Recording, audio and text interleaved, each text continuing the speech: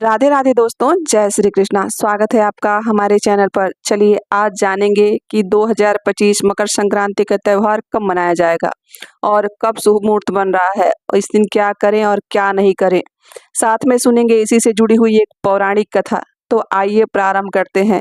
उससे पहले आप सभी को मकर संक्रांति की ढेर सारी शुभकामनाएं। आप सभी के जीवन में भगवान सूर्य नारायण की कृपा सदैव बनी रहे और आपके घर पे सुख और समृद्धि बना रहे। हिंदू धर्म में मकर संक्रांति बड़ा ही विशेष महत्व माना गया है इस व्रत त्योहार का। यह त्योहार जो कि जनवरी के महीने में विशेष करके 14 या 15 जनवरी को पड़ता है, क्योंकि इस दिन सूर्य धनु राशि को छोड़ करके मकर राशि में प्रवेश करते हैं। मकर संक्रांति के दिन से ही सूर्य की उत्तरायण गति प्रारंभ हो जाती है, इसलिए इस पर्व को कहीं कहीं उत्तरायणी भी कहा जाता है। तमिलनाडु में इसे पोंगल नाम से उत्सव से रूप में मनाया जाता है, जबकि कर्नाटक, केरल तथा आंध्र प्रदेश में इसे केवल संक्रांति ही कहते हैं। भारत देश उत्तरी गोलार्ध में स्थित है, इसलिए मकर संक्रांति से पहले सूर्य दक्षिण गोलार्ध में होते हैं, अर्थात भारत के अपेक्षाकृत अधिक दूरी होती है। इसी कारण यहाँ पर रातें बड़ी और दिन छोटे होने लगते हैं तथा सर्दी का मौसम प्रारंभ हो रहता है। किंतु मकर संक्रांति से उत्तर सूर्य जो रहते हैं वो उत्तरी गोलार्ध की ओर आना प्रारंभ हो जाते हैं। अब इस दिन से रातें छोटी और दिन बड़े होने लगते हैं तथा गर्मी का मौसम शुरू हो जाता है। इसके बाद दिन बड़ा होने लगता है और दिन बड़ा होने से प्रकाश अधिक होता है तथा रात्रि छोटी होने से अंधकार कम होता है। अतः मकर संक्रांति पर सूर्य की राशि में हुए परिवर्तन को अंधकार से प्रकाश की ओर अग्रसर होना माना जाता है। प्रकाश अधिक होने से प्राणियों की चेतना एवं कार्य शक्ति में वृद्धि होती है। ऐसा जानकर संपूर्ण भारतवर्ष के लोग द्वारा विविध रूप से सूर्य देव की उपासना, आराधना एवं पूजन कर उन्हें उनके प्रति कृतज्ञता प्रकट की जाती है। ऐसी मान्यता है कि इस दिन भगवान भास्कर यानी सूर्यदेव अपने पुत्र शनि से मिलने स्वयं उनके घर जाते हैं, क्योंकि शनिदेव मकर राशि के स्वामी है। अतः इस दिन जो मकर संक्रांति के नाम से जाना जाता है, महाभारत काल में भीष्म पितामह ने भी अपने शरीर का त्याग इसी दिन पे किया था, क्योंकि महाभारत में भीष्म पितामह को इच्छा मृत्यु का वरदान प्राप्त था। मकर संक्रांति के दिन ही गंगा जी भगीरथ के पीछे पीछे चलकर कपिल मुनि के आश्रम में होती हुई सगर के से जाकर मिली थी। उत्तर भारत में इसे मकर संक्रांति और पंजाब और हरियाणा में इसे लोहड़ी, असम में बिहू और दक्षिण भारत में इसे पोंगल के नाम से माना जाता है। इस दिन लोग खिचड़ी बनाकर भगवान सूर्यदेव को भोग लगाते हैं, जिस कारण इस पर्व को खिचड़ी के नाम से भी जाना जाता है। इस दिन सुबह सुबह पवित्र नदियों में गंगा में स्नान करना अत्यंत पुण्य फलदायी माना जा गया है। इस दिन भगवान सूर्यदेव को अर्घ्य प्रदान करना चाहिए और नैवेद्य में विशेष करके तिल और गुड़ से बनी हुई वस्तुएं भगवान को भोग लगाना चाहिए और इसे फिर प्रसाद के रूप में खाने की परंपरा है। बहुत सी जगहों पर चूड़ा, दही, तिल और गुड़ से बनी हुई सामग्री आदि खाई जाती है। बहुत सी जगहों पर खिचड़ी खाई जाती है। तो सभी जगह मनाने की अपनी अपनी परंपरा है और इस दिन बच्चे पतंगबाजी करके खुशी और उल्लास के साथ इस त्योहार का भरपूर लुत्फ उठाते हैं। तो आइए जानते हैं कि मकर संक्रांति के शुभ मुहूर्त के बारे में। इस बार मकर संक्रांति का पर्व जो कि 14 जनवरी 2025 को मनाया जाएगा। इस दिन सूर्य धनु राशि को छोड़ करके मकर राशि में जो कि सुबह 8:44 से प्रवेश करेंगे, जो कि यह सनातन पंचांग के अनुसार संक्रांति पुण्यकाल मुहूर्त 14 जनवरी को सुबह 9:30 से शाम 5:46 तक होगा।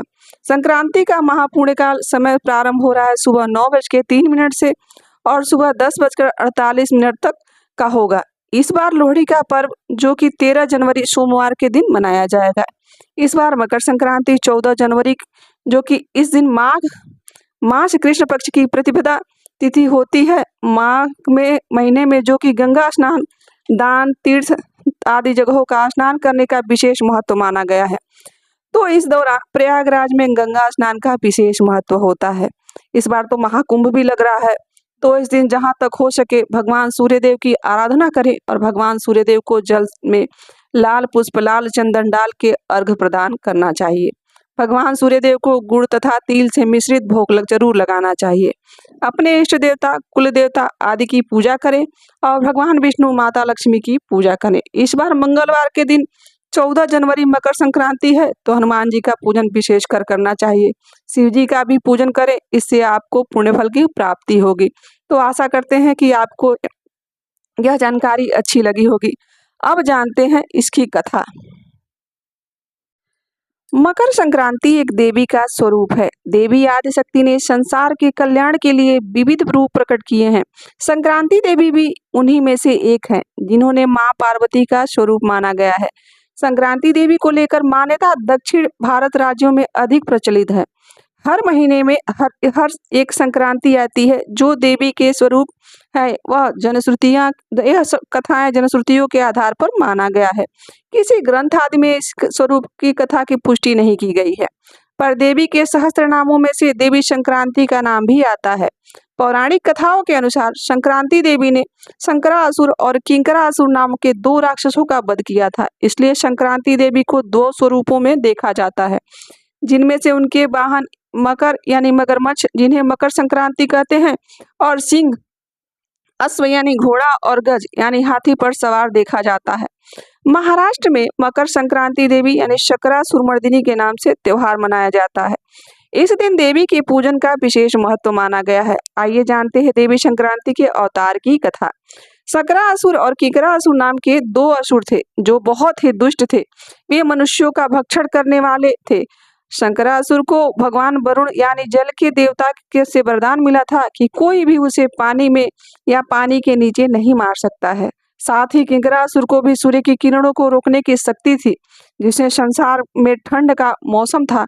और असुर माता अदिति के निर्देशानुसार दोनों असुरों ने तारकासुर से वध का बदला लेने के लिए जल में भगवान का पालन पोषण करने का कृतिका को मारने का निर्णय लिया। इसलिए दोनों असुरों ने पानी में कृतिका को मारने को कोशिश की। कृतिका ने मां पार्वती से अपनी रक्षा की विनती की। उन्होंने असुरों से लड़ने और कृतिका को बचाने का फैसला किया। देवी पार्वती ने एक शरीर शक्ति उत्पन्न हुई पार्वती के शरीर से एक शक्ति उत्पन्न हुई, जिसमें देवी की सवारी मगर यानी मगरमच्छ थी। दोनों असुरों को मारने के लिए पार्वती देवी ने अपने वाहन मगरमच्छ के साथ संक्रांति देवी का अवतार लिया और शंकरासुर से लड़ने लगी।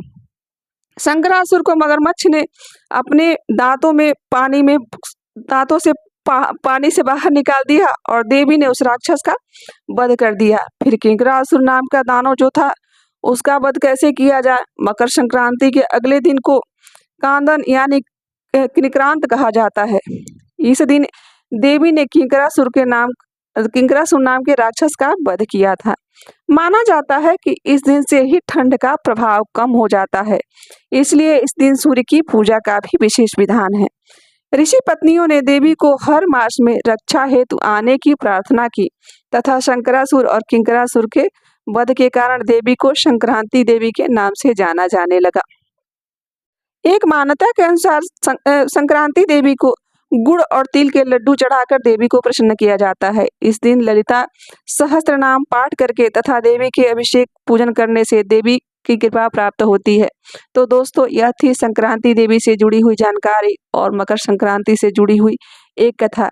आशा करती हूँ कि आपको आज की वीडियो अच्छी लगी होगी। यदि वीडियो अच्छी लगी हो तो कमेंट में अवश्य ही बताएं और जय सूर्य नारायण अवश्य लिखें। यहाँ तक बने रहने के लिए आप सभी का बहुत बहुत धन्यवाद। मिलते हैं किसी और कथा कहानी के साथ। राधे राधे, जय श्री कृष्णा।